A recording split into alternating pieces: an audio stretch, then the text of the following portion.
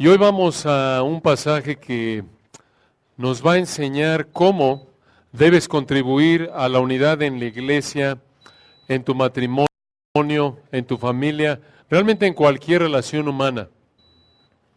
Cómo contribuir a la unidad de una relación, en particular la iglesia, de tal manera que Dios sea glorificado. Respuesta: al seguir el ejemplo del Señor Jesucristo. Él nos dio el ejemplo perfecto de agradar a otros, aun si mis deseos quedan insatisfechos. El pasaje que estudiaremos hoy enseña esta verdad y también incluye una oración por esto. Este texto es Romanos 15, versículos 1 al 6. Romanos 15, versículos 1 al 6. Un texto hermoso que se encuentra, recordarán, dentro de esta sección que empezamos a estudiar hace unas semanas, en donde estamos estudiando cómo vivimos nuestra salvación en el área de las opiniones. Vamos a Romanos 15, versículos 1 al 6, para leer nuestro texto de hoy. Romanos 15, versículo 1. Así que los que somos fuertes debemos soportar las flaquezas de los débiles y no agradarnos a nosotros mismos. Cada uno de nosotros agrade a su prójimo en lo que es bueno, para edificación. Porque ni aun Cristo se agradó a sí mismo. Antes bien, como está escrito, los vituperios de los que te vituperaban cayeron sobre mí. Porque las cosas que se escribieron antes para nuestra enseñanza se escribieron, a fin de que por la paciencia y la consolación de las Escrituras tengamos esperanza. Pero el Dios de la paciencia y de la consolación nos dé entre vosotros un mismo sentir según Cristo Jesús, para que unánimes, a una voz, glorifiquéis al Dios y Padre de nuestro Señor Jesucristo. Un pasaje hermoso. Les recuerdo que aquí en Romanos 14, desde el versículo 1 hasta el 15-13, este es todo el párrafo que estamos estudiando. En Romanos 14, 1 hasta el 15-13, estamos estudiando 4 verdades que debes aplicar en el área de las opiniones. Recuerden que el tema central de este párrafo, del 14.1 hasta el 15.13, es definido por el 14.1. Lo estudiamos a fondo, recuerdan allí en Romanos 14.1, recibid al débil en la fe, pero no para contender sobre opiniones. Estos son asuntos de gusto, asuntos de preferencia, asuntos no morales, asuntos que no son de pecado. Y aquí en Romanos 14.1 al 15.13, recuerden que estamos estudiando 4 verdades que debes aplicar en el área de las opiniones. Ya vimos la primera verdad, ahí en el 14.1 al 12, no juzgues por opiniones. Concluimos con la segunda la semana pasada, en el 14.13 al 23, no ofendas por opiniones. Y hoy vamos a la tercera, no te agrades por opiniones. No te agrades por opiniones. Este es el tema central de Romanos 15, 1 al 6. Obsérvenlo. Romanos 15, 1.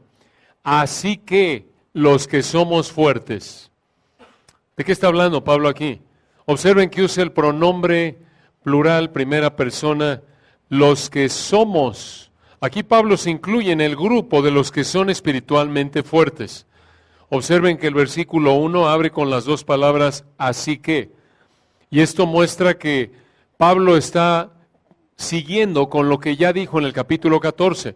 Aquí en Romanos 15, Pablo continúa con la explicación del capítulo 14. Les recuerdo que en el capítulo 14, Pablo explicó que los creyentes fuertes son creyentes maduros. Son creyentes que entienden lo que la Biblia enseña acerca de lo que es pecado y lo que no es. Los creyentes débiles son los que creen que algunas cosas son pecado, aunque no lo son. Cosas que antes de venir a Cristo eran parte de su vida. Recuerden que aquí en el contexto de Romanos, los débiles eran algunos judíos ya cristianos que pensaban que todavía tenían que guardar las leyes alimenticias y ceremoniales, pero Pablo explicó que en Cristo eso ya es algo de opinión, no de mandamiento. Lo vimos en Romanos 14, 1 al 9. Y observen entonces lo que tienen que hacer los cristianos fuertes. De nuevo, Romanos 15, 1. Así que los que somos fuertes debemos soportar las flaquezas de los débiles. ¿Qué significa esto? que los fuertes deben ser pacientes con los débiles y que deben renunciar a su libertad en Cristo, en el sentido de que renuncian a disfrutar su libertad en Cristo. Y por eso les dice, observen versículo 1, así que los que somos fuertes debemos soportar las flaquezas de los débiles y no agradarnos a nosotros mismos. En otras palabras, si eres un cristiano que entiende, por ejemplo, que tener un arbolito de Navidad, comer pavo, romeritos, bacalao, tamales, lo que quieras, no es pecado, pero quizás hay un hermano que tú conoces en la iglesia que él viene de un trasfondo en el que no pone árbol de Navidad.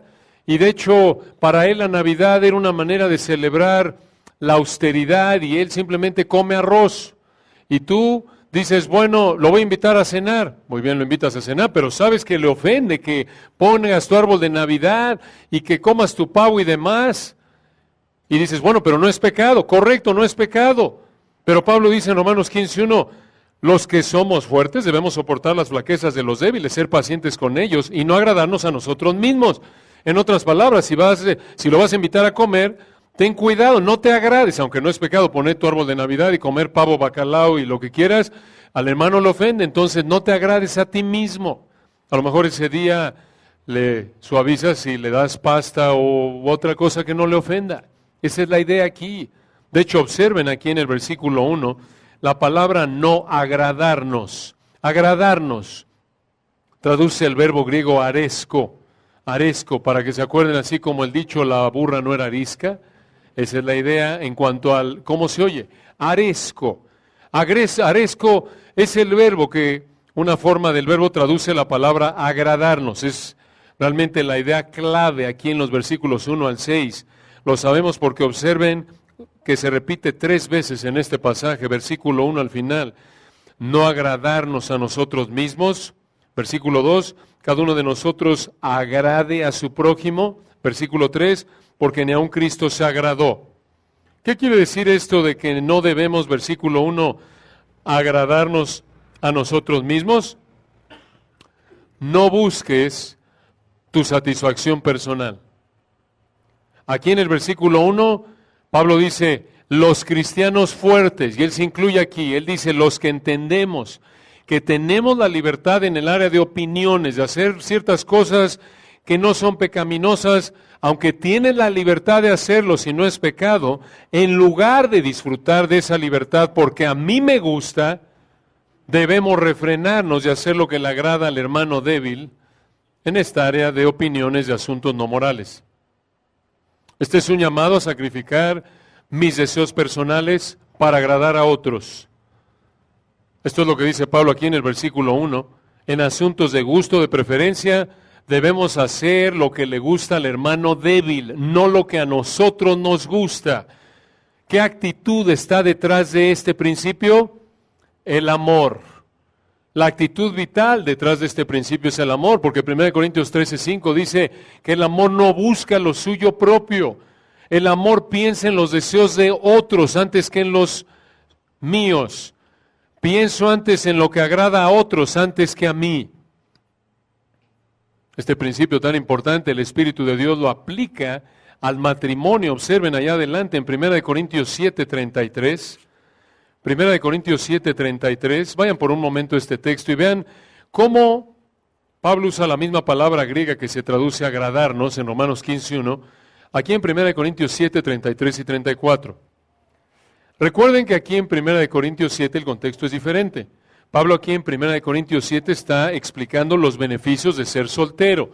Si Dios te ha llamado a ser soltero y prueba de eso es que estás satisfecho sirviendo al Señor, tiene muchos beneficios. Y noten ustedes, parte de esos beneficios, dice Pablo, es que sirves sin distracciones al Señor, sin estarte preocupando de cuidar a un cónyuge, una familia. Y vean cómo lo dice aquí en 1 Corintios 7:33.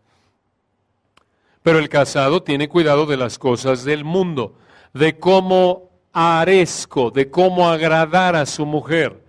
Versículo 34. Hay asimismo diferencia entre la casada y la doncella.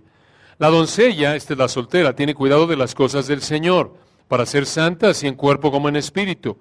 Pero la casada tiene cuidado de las cosas del mundo, en el sentido de que tiene que atender a su marido, y concluye al final del 34, de cómo agradar a su marido. Observen entonces, versículo 33 al principio, el casado tiene cuidado de las cosas del mundo, de cómo agradar a su mujer. Y en el 34 al final, pero la casada tiene cuidado de las cosas del mundo, de cómo agradar a su marido. Estas dos palabras, agradar, traducen la misma palabra griega que se traduce agradar en Romanos 15, 1 al 3. Y observen aquí, hermanos, la sabiduría de Dios. Aquí tienen ustedes un curso de consejería prematrimonial y postmatrimonial, una consejería matrimonial en 2 versículos. ¿Quieres evitar muchos problemas en tu matrimonio? Vive para agradar a tu cónyuge en áreas de opinión, en asuntos de gusto, en asuntos de preferencia personal, en asuntos que no son de pecado. Debemos agradar a nuestro cónyuge, no a nosotros mismos. Dicho de una manera simple, debemos hacer lo que le gusta a nuestro cónyuge, no lo que nos gusta a nosotros. Y esto no es fácil. Por eso Pablo dice, observen allá atrás en el versículo 28, 1 Corintios 7, 28, mas también si te casas, no pecas. Y si la doncella se casa, no peca. Pero los tales tendrán aflicción de la carne. ¿Por qué? ¿Por qué el matrimonio es en parte aflicción de la carne? Es difícil, es una fuente de sufrimiento. Porque en lugar de que versículos 33 y 34 busquemos agradar a nuestro cónyuge, tenemos la tendencia automática, aún como creyentes, de agradar a una persona que no es Dios ni nuestro cónyuge. ¿Quién? Yo. Correcto. Entonces tienes uno que quiere agradarse a sí mismo, esa es nuestra tendencia, y otra que igual quiere agradarse a sí misma, y es un problema. Aflicción, y si eso le añades que tienen uno pequeñito y 2 o 3 o los que sean que se quieren agradar a sí mismo, el problema es exponencial. ¿No es cierto? Y observen, esto es aún entre cristianos. Pablo lo da por sentado aquí porque observen en el versículo 39 lo que dice. 1 Corintios 7, 39. La mujer casada está ligada por la ley mientras su marido vive. Pero si su marido muriere, libre es para casarse con quien quiera, con tal que sea en el Señor. En otras palabras, el matrimonio que es aflicción de la carne del versículo 28 da por sentado que son creyentes, y entre creyentes llega a haber esta aflicción por nuestra propensidad a ser egoístas y a buscar agradarme a mí, no al otro. Cuanto más cuando te casas en pecado, claro, con un incrédulo. Esta es una advertencia para ti, soltero. Si, versículo 28, es aflicción de la carne, el matrimonio entre 2 creyentes, versículo 39, imagínate, si te casas con alguien que no tiene la capacidad dada por Dios, por su espíritu, que vive en el creyente, si te casas con alguien que no es cristiano, ¿cuánto más difícil es? Y así es en el mundo, ¿no es cierto? Aún entre cristianos llegamos a veces a pensar y actuar como el mundo, de que ya yo necesito mi espacio. Yo ya te di demasiado, ahora te toca a ti. Y el énfasis de la Biblia es, no, versículo 33, tienes que agradar a tu mujer, versículo 34, tienes que agradar a tu marido. No dice 50 y 50, no, es vivir para esto, porque esto muestra amor que agrada a Dios. Esto demuestra una actitud de amor genuino, un amor sacrificado, un amor que busca agradar a su cónyuge antes que a sí mismo. Y si no estás haciendo esto, es porque estás siendo egoísta. No le des la vuelta. Es que es el demonio de la división, el demonio de los problemas. En algunos círculos cristianos de manera equivocada dicen eso. Nada de demonio. Un creyente no es poseído espacialmente por demonios porque es templo del Espíritu de Dios. Y aquel que es nacido de Dios, Dios le guarda y el maligno no le toca. 1 Juan 5. Y en un sentido será más fácil echarle la culpa. Si yo tengo una fricción con mi esposa por mi soberbia, por mi egoísmo, es más fácil decir fue un demonio, sáquenmelo, que decir, ¿sabes qué? Yo soy un soberbio. Perdóname, Señor. Eso nos duele más, obvio, porque demanda que nos humillemos. Entonces, esposa, si estás manipulando a tu marido si estás actuando como Dalila, recuerdan en Jueces 16 con Sansón, que lo presionaba, reduciendo su alma a mortal angustia, dice el texto en Jueces 16, para que le descubriera cuál era el secreto de su fuerza, al grado que Sansón ya se dio por vencido. Si estás actuando como una Dalila, manipulando, como una gotera continua en Proverbios, esposa, en donde coloquialmente hablando eres una cuchillito de palo, muy linda, muy amable, pero por favor, mi rey, pero ya lleva 100 veces diciéndole eso, tu rey ya está que se vuelve loco, como una gotera en un techo, que es así chiquita, plic, plic, plic, y ya al principio no te molesta, después de un rato ya quieres irte a otra casa. Es la idea.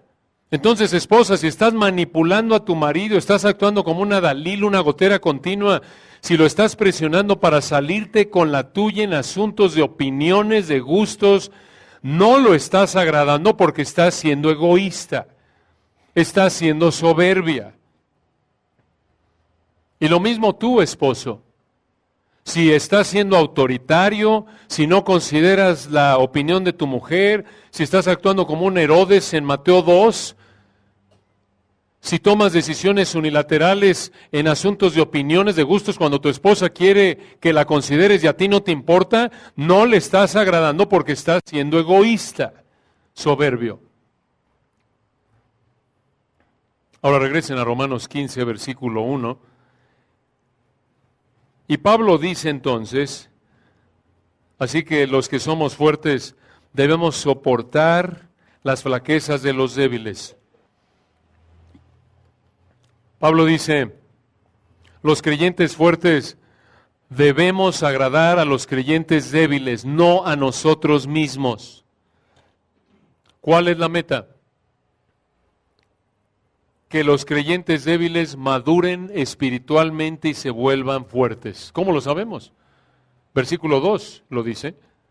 Cada uno de nosotros, Romanos 15, 2, agrade, aresco otra vez, un imperativo en el griego, un mandato aquí.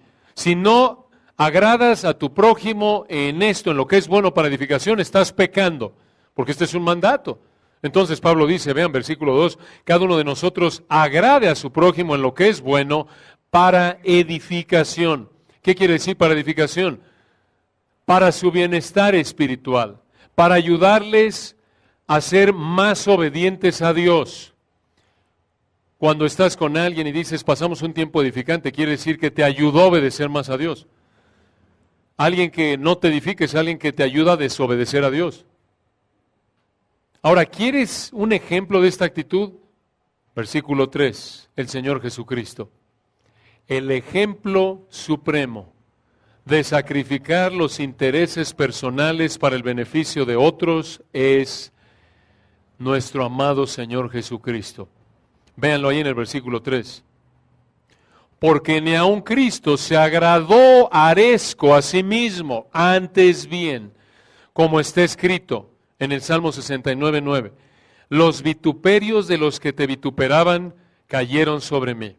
Observen la riqueza de lo que el Espíritu de Dios está diciendo aquí en el versículo 3.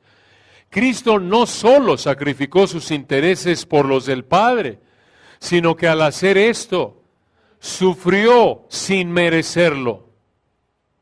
En otras palabras, escucha, aunque fue costoso y doloroso agradar al Padre antes que a sí mismo, lo hizo. Y al hacerlo, nos benefició como creyentes al morir la muerte que nosotros merecíamos. Marcos 10:45, el Hijo del Hombre no vino para ser servido, sino para servir y dar su vida en rescate por muchos. Entonces, el Señor Jesucristo nos dio el ejemplo perfecto de agradar a otros, aun si mis deseos quedan insatisfechos, inclusive si sufro por satisfacer los deseos de alguien más. Esto, hermanos, es verdadera espiritualidad. ¿Quieres saber qué tan espiritual eres? Dicho de otra manera, ¿quieres saber qué tan parecido a Cristo eres? No necesariamente es porque lees tu Biblia a la misma hora diario, No necesariamente es porque estás aquí sirviendo, esos pueden ser indicadores, pero no por sí solos necesariamente lo son. ¿Quieres saber qué tan espiritual eres? Lo vas a saber porque igual que el Señor Jesucristo, versículo 3, vas a estar dispuesto a hacer a un lado tus gustos personales por los de otros hermanos débiles, aun cuando sufras por hacerlo. Y lo mismo tú, marido, piensa. Efesios 5:25 nos manda amar a nuestras mujeres como Cristo amó a la iglesia y se entregó a sí mismo por ella. Dices, hombre, es que yo soy un líder semejante a Cristo, yo soy un hombre de convicción, soy un hombre que le digo a mi esposa qué hacer y lo que yo digo se hace, soy un líder, yo a la familia. Eso no necesariamente es un liderazgo semejante al de Cristo. Yo no soy pasivo, yo no espero que mi esposa me diga qué hacer. ¿Sabes qué? Si realmente estás ejerciendo un liderazgo como el de Cristo, sí, vas a guiar a la familia, sí, vas a asumir la responsabilidad por las decisiones de la familia, pero vas a pensar en el bienestar de tu esposa en primer lugar, después de tus hijos, antes que en el tuyo, en áreas de gustos. Ese es un liderazgo como el de Cristo. ¿Y cómo desnuda esto nuestra soberbia? ¿No es cierto, maridos? Porque nuestra tendencia es inclinar la balanza al lado de solo una parte del principio de el liderazgo de Cristo y solo decir yo digo qué se hace, pero la otra parte no nos gusta tanto. Yo digo qué se hace, pero busco agradar a mi esposa en todo asunto de opinión. ¿Por qué? Porque ahí es donde tu soberbia es sacudida, tu egoísmo es sacudido, pero ahí está la prueba de un líder que guía en semejanza a Cristo. No un hombre que es autoritario, un dictador, no. No finjas que es que yo proveo para mi casa y yo les digo qué hacer y demás. Eso no necesariamente es un liderazgo como el de Cristo. Un liderazgo como el de Cristo sí incluye eso, pero incluye también este aspecto de un amor abnegado, de pensar primero en las opiniones de tu esposa antes que en las tuyas y buscar agradarla. Pero, hermanos, en el matrimonio y en la iglesia esto puede ser muy difícil, ¿no es cierto? ¿En dónde encontramos fortaleza para hacer esto? El versículo 4 nos dice en dónde. Romanos 15:4. Porque las cosas que se escribieron antes, para nuestra enseñanza se escribieron, a fin de que por la paciencia, jupomoné en el griego, la paciencia aquí traduce la palabra griega jupomoné, significa la capacidad de mantenerte firme frente a la dificultad. Se refiere a fortaleza, estabilidad, perseverancia. Observen lo que dice el texto, versículo 4. Porque las cosas que se escribieron antes para nuestra enseñanza se escribieron, a fin de que por la paciencia, a fin de que por la capacidad de resistir frente a la dificultad y la consolación, continúa el versículo 4, consolación traduce la palabra griega paráclesis, relacionada con el paracleto, ¿recuerdan? Uno de los nombres del Espíritu Santo, el Consolador. La consolación o la paráclesis se refiere a levantar el ánimo de alguien, se refiere a confortar. ¿De dónde viene esto? Vean el texto de nuevo, versículo 4. Porque las cosas que se escribieron antes, para nuestra enseñanza se escribieron, a fin de que por la paciencia y la consolación de las Escrituras tengamos esperanza. Las Escrituras aquí se refiere al Antiguo Testamento, pero el Espíritu de Dios ya tenía en el contexto original, pero también abarca el Nuevo Testamento, lo que quedaba por ser revelado, porque en 1 Timoteo 5:18 la palabra Escritura se refiere al Antiguo y Nuevo Testamento. Y noten lo que produce esto al final del versículo 4.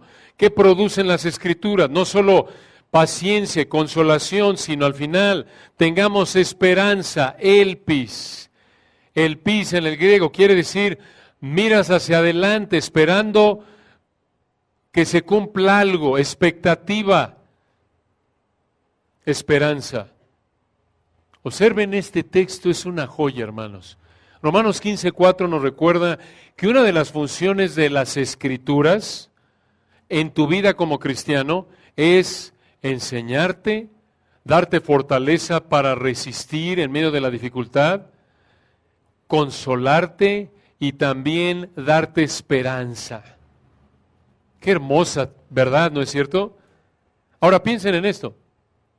¿Por qué mencionar esto de las Escrituras a la mitad de una explicación del agradar a otros en asuntos de opiniones? Porque puede llegar a ser muy difícil hacer esto.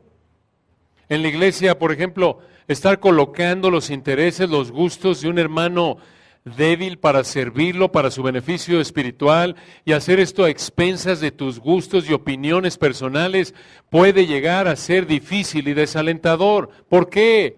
¿Por qué puede ser tan difícil? Lo mismo que en el matrimonio. ¿Por qué? ¿Por qué puede ser tan difícil buscar agradar a un hermano más débil en el área de opiniones? ¿Por qué puede ser tan difícil como cónyuge agradar a tu cónyuge en el área de opiniones? ¿Por qué? Por nuestra tendencia pecaminosa a pensar primero en nosotros, por nuestro egoísmo, por nuestra soberbia, por nuestra tendencia pecaminosa a querer hacer lo que yo quiero, no lo que ellos quieren. Noten, hermanos, cómo esto va en contra de ideas del mundo, aún en círculos, entre comillas, cristianos, ideas equivocadas, no bíblicas de psicología. Otra vez ya lo mencionamos, estas ideas de que, bueno, tú das hasta cierto punto, no le des tanto, porque si le das la mano te va a agarrar el pie. No, agrada. No puedes agradar demasiado, es el énfasis del pasaje, ¿se dan cuenta? No dice, agrada como Cristo, pero tú sabes, Cristo puso sus límites. Si no, el Padre iba a abusar. O eso es blasfemo decirlo, claro, es una blasfemia, porque son perfectos. Pero el punto es ese, porque nuestra tendencia es cerrar del lado de yo primero. ¿Se acuerdan? Lo vimos en Romanos 13. Ama a tu prójimo como a ti mismo. Es una ilustración, así como ya te amas, ahora ama a otros. El problema es que nos agradamos a nosotros antes que a otros.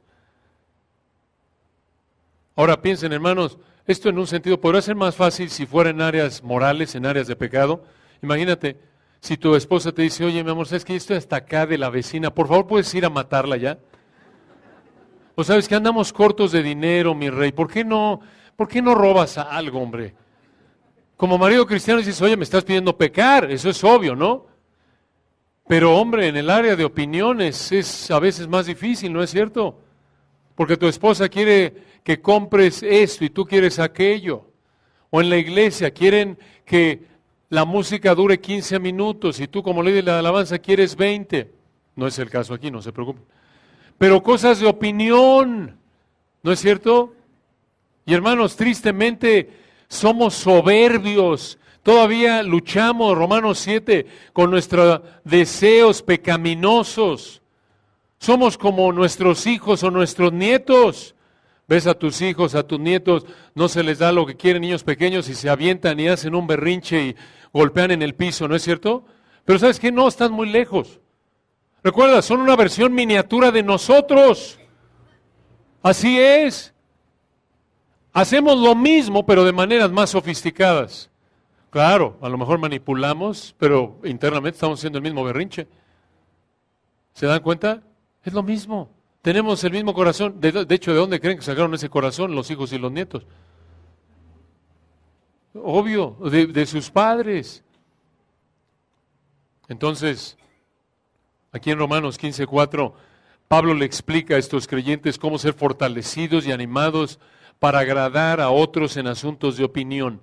Y por eso les habla de las Escrituras. Porque las Escrituras, escuche esto, son el medio primordial que Dios usa para fortalecernos, para animarnos, para que agrademos a otros en asuntos de preferencia. Ayer, el viernes, falleció mi abuela materna, ya tenía 92 años, algunos de ustedes estaban orando por ella. Y ayer, antes de la cremación, tuvimos la oportunidad de presentar la palabra y la mayoría de los tíos, primos que estaban ahí no son creyentes, sin embargo, buscando consolarlos, predicamos la palabra y obvio, finalmente llegamos al punto de que solo mediante Cristo pueden encontrar consolación. Pero la palabra es, como pueden ver, versículo 4, el medio primordial que Dios usa para darnos paciencia, darnos fortaleza frente a la dificultad, consolación, animarnos, consolarnos para que tengamos esperanza. Y obvio, un incrédulo no lo entiende a menos de que Dios abra su entendimiento. Y su responsabilidad es escuchar la palabra y someterse a ella. Esa es la idea. Entonces, el Dios de la paciencia y la consolación provee paciencia y consolación mediante su palabra. Obsérvenlo, observen cómo se usan la misma frase en el versículo 4 de lo que produce las Escrituras y en el versículo 5 de la fuente de la paciencia y la consolación. Vean el texto de nuevo, Romanos 15:4. Porque las cosas que se escribieron antes para nuestra enseñanza se escribieron, a fin de que por la paciencia y la consolación de las Escrituras tengamos esperanza. Versículo 5, pero el Dios de la paciencia y de la consolación, misma frase del 4, os dé entre vosotros un mismo sentir según Cristo Jesús. Noten qué hermoso título de Dios, versículo 5, el Dios de la paciencia y de la consolación, el único en todo el universo que es la fuente de paciencia, el único que puede fortalecer a un ser humano para que resista en medio de la dificultad, el único que puede dar verdadero consuelo, aliento, ánimo, el Dios de la paciencia y de la consolación, versículo 5, escucha, provee paciencia y consolación, versículo 4, mediante su palabra. Y por cierto, aquí hay, como pueden ver, una gran verdad. Es imposible separar las virtudes de la palabra de Dios de su autor. ¿Por qué? Porque esta es la palabra perfecta de Dios. Toda la Escritura es inspirada por Dios. ¿Cómo es posible que a través de las Escrituras podemos encontrar paciencia y consolación? Porque su autor de este libro, versículo 5, es la fuente de la paciencia y la consolación. ¿Se dan cuenta? Esto habla, obvio, de manera implícita de que la palabra de Dios es viva y eficaz, Hebreos 4:12. ¡Qué verdad, hermanos! Entonces, ¿cómo es que el Dios de la paciencia y la consolación provee paciencia y consolación? Mediante su palabra. ¿Necesitas fortaleza para resistir una situación difícil que estás viviendo?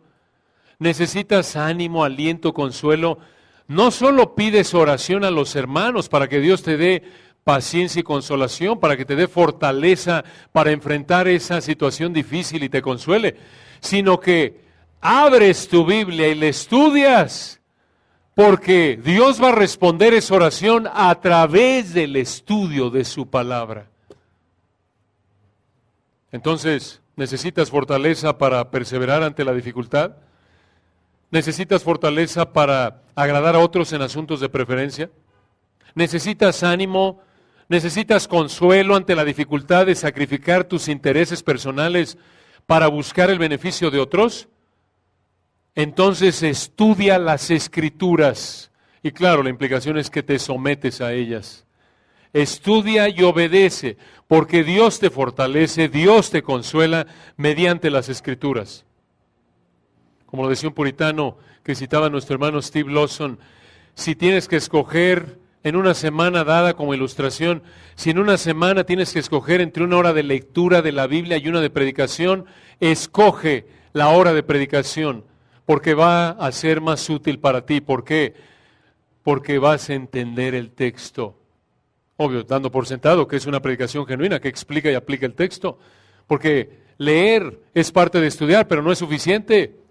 ¿Cuántos de nosotros leemos la Biblia y muy ordenaditos, mi devocional diario y lo que quieras y lees y no tienes idea?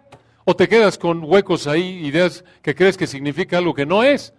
Por ejemplo, este texto del versículo 4 es una ilustración. Leemos el 4 y a lo mejor nos lo sabemos de memoria y te anima, son verdades de las Escrituras, sí. Te anima la palabra, te da paciencia, consolación, fortaleza para enfrentar, te enseña, te da esperanza, pero no sabes lo que significa en su contexto. Antes y después habla de agradar a otros en aras de opiniones. Necesitas estudiar. Esta es la misma razón por la que es tan difícil agradar a otros en áreas de opiniones en la iglesia, es la misma razón por la que el matrimonio en tantos momentos llega a ser tan difícil. ¿Por qué colocar los gustos de tu cónyuge antes de los tuyos llega a ser una lucha? ¿Por qué? Porque de manera automática estás inclinado a pensar en ti antes de tu cónyuge. Y es lo mismo si todavía vives en casa, aunque no estés casado. y te es difícil la relación con uno de tus padres o con algún hermano o alguien en tu familia, la dificultad viene porque tendemos a pensar primero en nosotros antes que en los demás. Claro, cuando a veces somos solteros, yo me acuerdo hace años antes de casarme, yo pensé que tenía una medida de humildad hasta que me casé. La verdad, porque pues, todo está bajo control, ¿no? ¿Cómo no te sirvo, hermano? Te sirves al hermano, ahí estás. No es para menospreciar a los solteros, claro, pero obvio, si tú eres el que está a cargo de tu vida y no tienes a nadie a quien agradar, digamos, en tu círculo íntimo, es mucho más fácil en un sentido. Pensamos a veces como solteros que somos humildes hasta que nos casamos. Ahora, como aplicación al margen, entonces, ¿quieres tener más fuerza espiritual para pensar primero en tu cónyuge y que sea más placentero tu matrimonio? ¿Quieres que tu relación con cierta persona en el trabajo o en tu familia, quieres contribuir a que esa relación sea más placentera? Entonces busca agradarlos en áreas de opinión. Busca agradarlos sin pecar. Pero dices, hombre, es muy difícil. ¿Cómo entonces puedo fortalecerme en esta área para agradar a otros en áreas de opiniones? Versículo 4, estudia y sométete a las Escrituras. Y observen de cerca el versículo 5.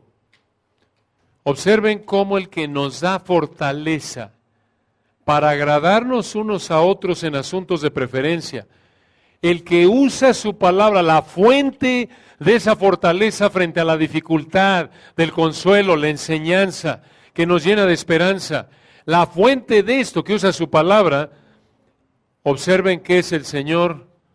Gracias, Teto. Y observen por qué ora Pablo en el versículo 5. Y aquí en el versículo 5 expresa un deseo que realmente es una oración. Véanlo, Romanos 15, 5. Pero el Dios de la paciencia y de la consolación. Hermosa frase otra vez. Véanlo ahí, hermanos, estaciónense, disfrútenlo.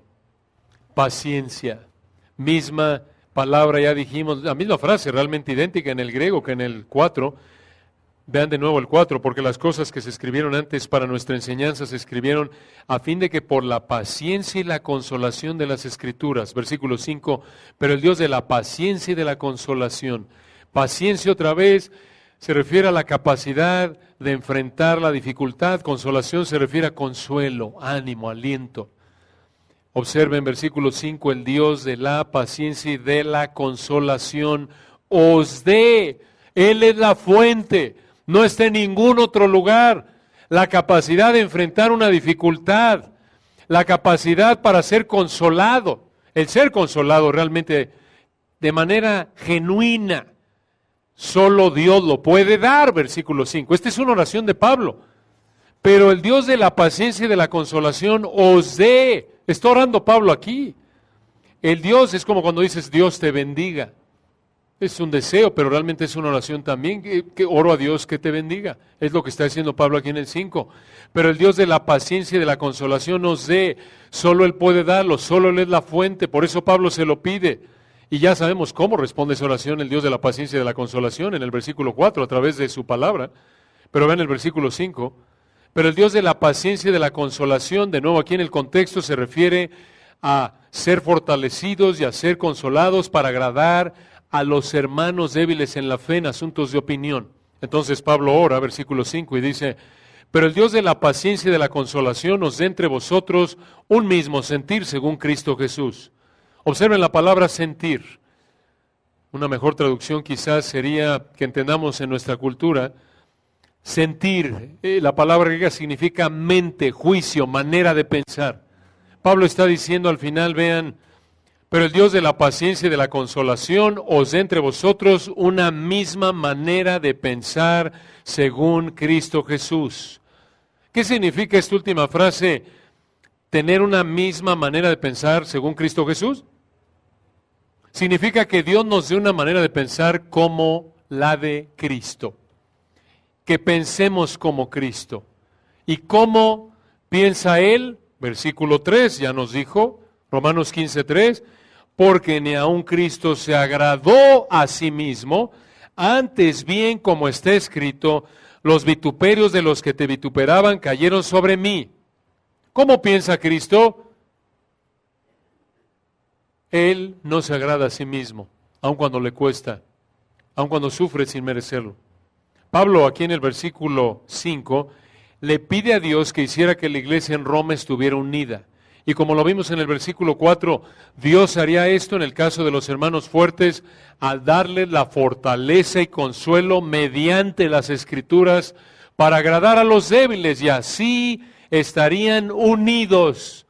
Así estarían, versículo 5 al final, en un mismo sentir, en una misma manera de pensar. Vean nada más, hermanos, qué principio tan importante. Cuando renunciamos a nuestros gustos, versículo 1, cuando ya no buscas agradarte a ti mismo, sino que versículo 2, agradas a tu prójimo, siguiendo el ejemplo de Cristo, versículo 3, siendo fortalecido a través de la palabra de Dios, versículo 4, por el Dios, versículo 5, de la paciencia y de la consolación, entonces, al final del 5, eres de un mismo sentir. Tienes una misma manera de pensar. Esto habla de unidad. Cuando renunciamos a nuestros gustos, cuando nos sacrificamos por otros hermanos débiles para agradarlos en asuntos de gustos, de preferencia, cuando hacemos esto, otra vez siendo fortalecidos, confortados por Dios mediante su palabra, hay unidad en la iglesia. Y al haber unidad, observen lo que pasa, versículo 6, para que unánimes a una voz. ¿Qué es esto? La misma idea, unidad. Otra vez, vean el mismo punto. Cuando dejas de ser egoísta, cuando dejas de buscar agradarte a ti mismo y agradas a otros en asuntos de gustos, habrá unidad. ¿Sabes por qué tantas iglesias y matrimonios no están unidos? Aquí está la respuesta. ¿Por qué? Le dan la prioridad a satisfacer sus gustos personales antes que los de los demás. En una palabra, hay división porque hay soberbia. Hay división en tu matrimonio y en el mío. No estamos unidos como matrimonio porque pensamos primero en nosotros antes que en el otro. Lo mismo en una iglesia. Hay división en un ministerio, en una iglesia, porque piensas primero en ti, no en el otro. Porque pienso que mis deseos, mis gustos son más importantes que los tuyos. Y por eso busco agradarme. Y si el otro hace lo mismo, ¿qué pasa? Una guerra mundial. Claro. Una tarea aquí, sugerencia. Pregúntale a tu cónyuge, ¿te estoy agradando en tus gustos? ¿Te estoy agradando? Háganlo después ahorita, no, hermano. Ya vi algunos que están volteando. No, hermano. Esto no queremos, esto se podrá poner un poquito feo, entonces.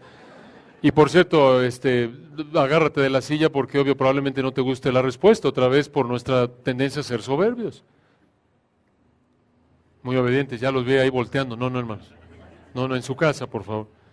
Entonces, cuando dejas de buscar agradarte a ti mismo y agradas a otros en asuntos de gustos, contribuyes a la unidad.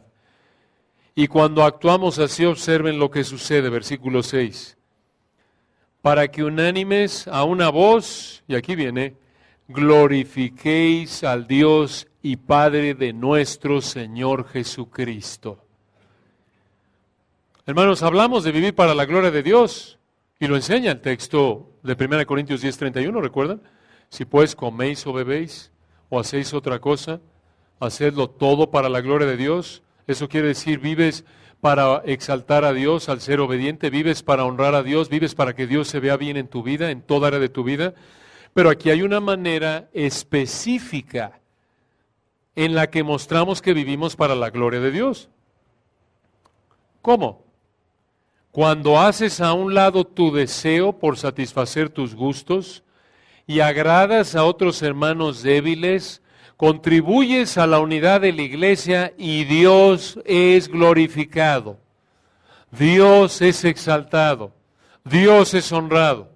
Pero cuando eres egoísta y piensas en que vas a disfrutar de tu libertad cristiana y piensas ¿Sabes qué? Me importa poco agradar al hermano débil, pecas y no solo contribuyes a dividir a la iglesia, sino peor aún, en lugar de que contribuyes a que Dios sea glorificado, en lugar de que contribuyas a que Dios se vea bien, a que Dios sea glorificado, contribuyes a que Dios sea deshonrado. Eso es serio. Hermanos, tan importante esto desde nuestras relaciones más íntimas en la familia.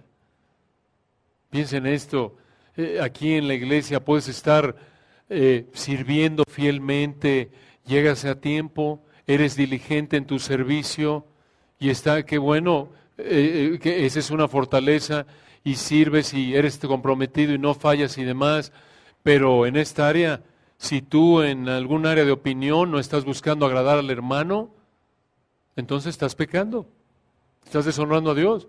Y lo mismo piénsalo como esposo. Puedes estar estudiando la Biblia y eres así como un robot así automatizado.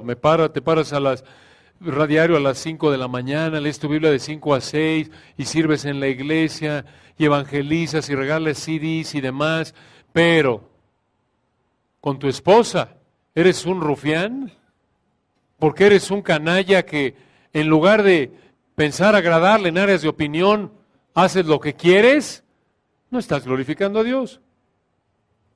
Aunque en otras áreas seas fuerte, estás pecando en esta. Y a esto se refiere Pedro, cuando en 1 Pedro 3:7 dice, vosotros maridos igualmente, vivid con ella sabiamente, dando honor a la mujer como a vaso más frágil y como a coherederas de la gracia de la vida para que vuestras oraciones no tengan estorbo. Si tú no vives con tu esposa de manera sabia, que quiere decir ahí considerada, 1 Pedro 3:7, si tú no vives buscando agradar a tu esposa en el área de opinión, puedes estar orando 2 horas al día y tus oraciones son estorbadas. Así de importante es para Dios que tratemos a nuestras esposas de manera considerada, buscando agradarlas en áreas de opiniones. Y lo mismo mujeres, ya lo vimos, 1 Corintios 7, la casada está preocupada por agradar a su marido. Y todos, sea soltero, casado, independientemente de la etapa en la vida en la que estés, esto es para todos. Esto es una manera de expresar amor.